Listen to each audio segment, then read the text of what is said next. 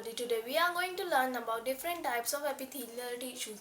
Epithelial tissues forms the outermost covering and the protective layer of the animal's body. These are present in animal only.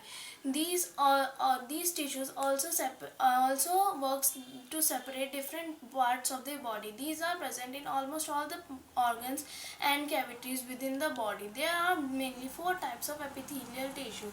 First is simple squamous epithelium, second is the cuboidal epithelium, third is the columnar epithelium, and fourth is the stratified squamous epithelium tissue.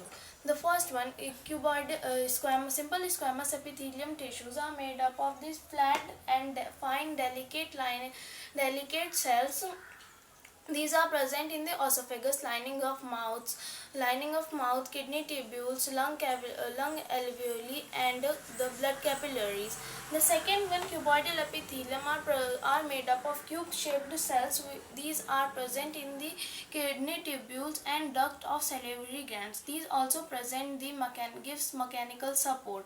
Third, columnar epithelium. Columnar epithelium tissues are present where the secretion and absorption occur. It means these are present in the small intestine. These are made up of the pillar-like cells.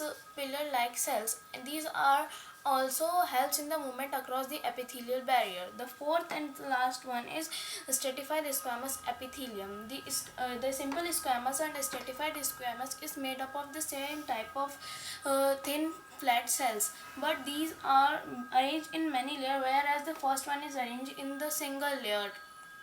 These are present in the skin to prevent the wear and tear which occurs in the outermost part of the body. Thank you.